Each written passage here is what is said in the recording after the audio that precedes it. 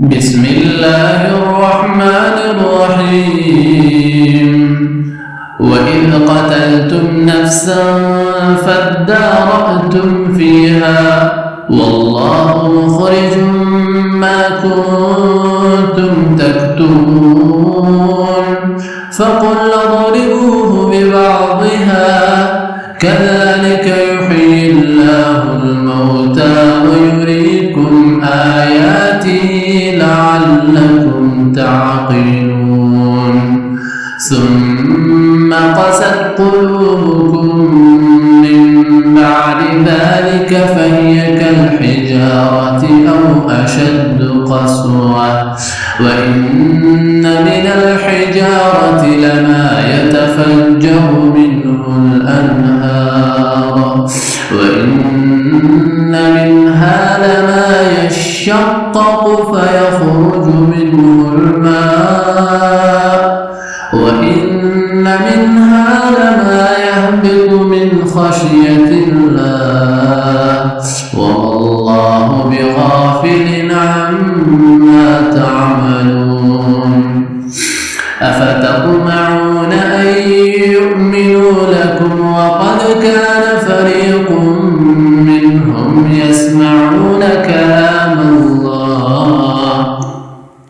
يسمعون كلام الله ثم يحرفونه من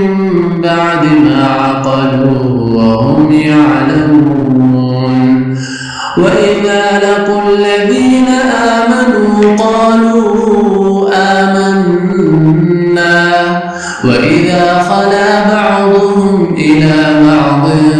قالوا أتحدثونهم بما فتح الله عليكم ليحاجوكم به عند ربكم أفلا تعقلون أولا يعلمون أن الله يعلم ما يسرون وما يعلنون ومنهم أميون لا يعلمون الكتاب إلا أماني وإن هم إلا يظنون فويل للذين يكتبون الكتاب بأيديهم ثم يقولون هذا من عند الله ليشتروا به ثمنا قليلا فويل لهم مما كتبت أيديهم وويل لهم مما يكسبون وقالوا لن تمسنا النار إلا أياما معدودة قل أتخذتم عند الله عهدا فلن يخلف الله عهده أم تقولون على الله ما لا تعلمون بلى من كسب سيئة وأحاطت به خطيئته فأولئك أصحاب النار هم فيها خالدون